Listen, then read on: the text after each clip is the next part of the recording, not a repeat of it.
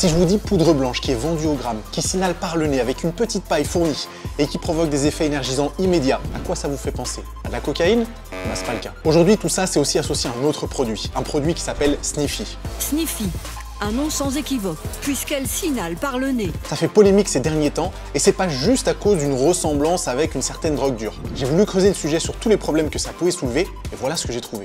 Alors c'est quoi le délire avec cette nouvelle poudre qui fait polémique? Sniffy, c'est un espèce d'énergisant qui est censé procurer des effets sur la concentration, la force, l'endurance, etc. Ça fait un peu penser à un complément alimentaire, et c'est exactement ça qui me gêne. La poudre, c'est donc un mélange de certains principes actifs que vous connaissez très bien en musculation. Vous les connaissez très bien parce qu'on en a déjà parlé en long, en large et en travers sur cette chaîne. Et d'ailleurs, ce qui est intéressant, c'est que les bénéfices de ces principes actifs, ils sont plus à prouver. Parce que dans Sniffy, on retrouve de la bêta-alanine, de la créatine, de la taurine, de la caféine, de la citrulline, de l'arginine. Donc on a vraiment l'impression d'avoir un pré-workout devant nous. Et c'est clair que vu comme ça, tous ces ingrédients-là, ils pourraient être intéressants pour la pratique du sport ou même pour un autre énergisant qu'on pourrait retrouver un petit peu dans le commerce. Et donc quand on se retrouve devant un produit avec le mélange de tous ces ingrédients qui nous dit que c'est censé augmenter notre énergie, notre concentration, nos performances sportives, etc., on se dit pour l'instant il n'y a pas grand chose qui devrait poser problème. Et pourtant des soucis il y en a plein. Le premier, vous l'avez deviné, c'est la prise conseillée. Cette poudre-là, elle se mélange pas avec l'eau comme n'importe quel autre complément alimentaire.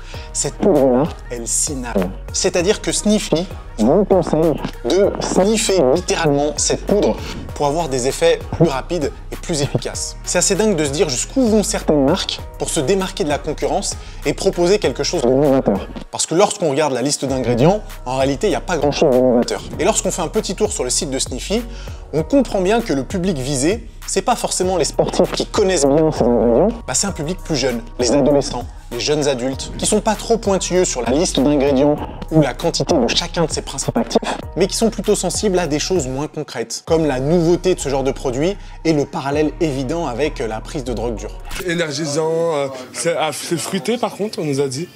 Donc nous on cherche et on veut goûter quoi, on veut tester, essayer. Mais malheureusement, des mauvaises nouvelles, il y en a encore. Je suis allé faire un tour sur le site de Sniffy pour justement mettre mon nez un petit peu dans les affaires et voir exactement ce qu'il y avait dans cette poudre. Parce que même si effectivement on nous partage la liste d'ingrédients assez rapidement, la créatine, la taurine, etc., c'est un peu plus difficile, voire même beaucoup plus difficile de savoir en quelle quantité sont présents chacun de ces ingrédients. Parce qu'au final, on s'en fout pas mal qu'il y ait de la caféine, de la taurine, de la créatine.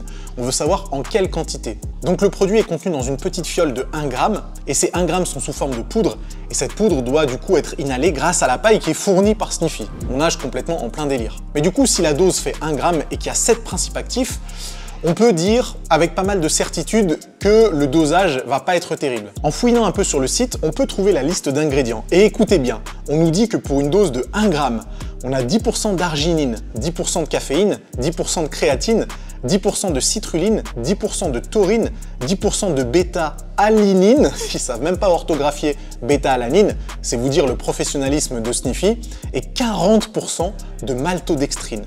Alors déjà là, il y a un petit problème. Il y a un petit problème parce que quand on ajoute tout ça, ça fait 100%. Et là, vous allez me dire, Nassim, où est le problème? Le problème, c'est qu'il ne compte pas la saveur. Et lorsqu'on fait un complément alimentaire, j'en sais quelque chose parce que j'ai sorti ma marque de complément il y a quelques mois, il faut laisser de la place pour les arômes, qu'ils soient naturels ou artificiels. Ça veut dire que là, il y a mensonge sur la marchandise et que les quantités annoncées ne sont probablement pas les bonnes. Selon moi, il doit y avoir encore moins d'arginine, de caféine, de créatine, de citrulline, etc. Il doit y avoir probablement plus de maltodextrine et il doit y avoir encore un petit peu de place pour les arômes, peut-être 10 ou 20% du poids total de la poudre. Et de toute façon, une liste d'ingrédients comme ça, je sais même pas si c'est légal, parce que je sais même pas si le truc c'est considéré comme un complément alimentaire. Si c'est le cas, les compléments alimentaires c'est vachement régulé en France, et on doit avoir une liste d'ingrédients précise avec absolument tout ce qu'il y a dans la poudre. On peut pas se permettre d'oublier quelque chose ou de mentir sur les quantités. Enfin, certaines marques se permettent de le faire, mais si elles sont soumises à un contrôle, vous imaginez bien que ça va pas bien se passer. Donc là, Sniffy, il nous cache quelque chose.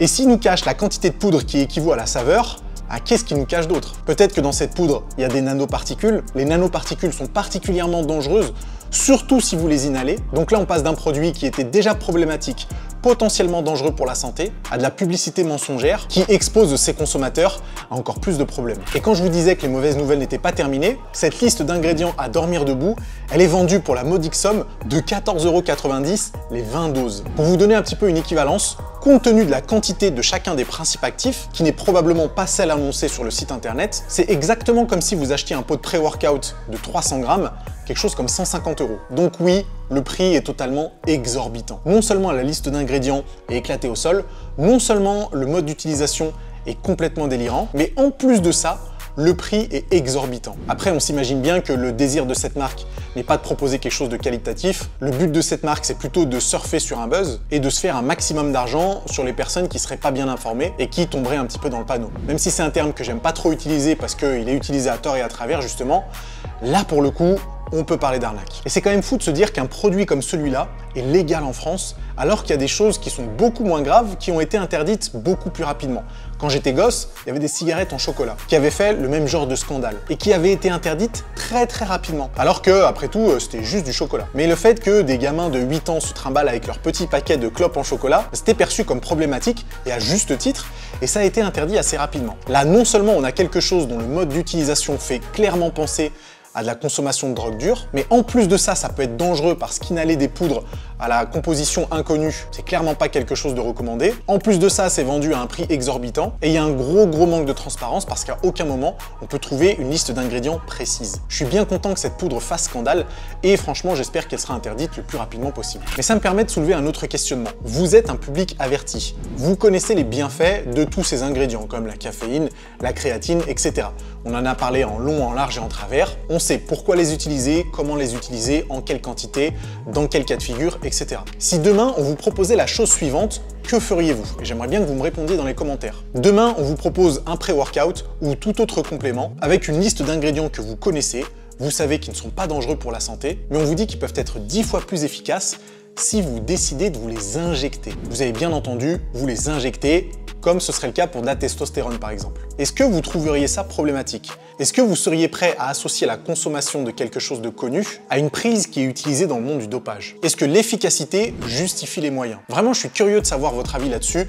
Personnellement, je le ferai jamais de la vie. Je suis bien content avec mes compléments qui se mélangent avec de l'eau ou qui se prennent en gélule. Jusque-là, ça a toujours très bien marché. Et même si on me proposait une alternative qui est censée être plus efficace, mais qui se prend comme de la testo, bah clairement, j'en resterai à ma poudre. Mais je suis quand même bien content d'être tombé dessus pour vous faire une vidéo sur le sujet, parce que j'imagine que c'est aussi un petit peu mon rôle de vous parler de ce genre d'aberrations qui pour moi sont des arnaques et qui j'espère cesseront d'exister aussi vite que possible. Et puis ça me fait parler de sujets qui sont un peu plus proches de l'actualité. J'espère que j'aurai l'occasion de refaire ce genre de vidéo parce que c'est toujours cool de parler de ce genre de sujet. En tout cas, si ça vous a plu, n'hésitez pas à le dire dans les commentaires et nous on se retrouve très vite pour d'autres conseils.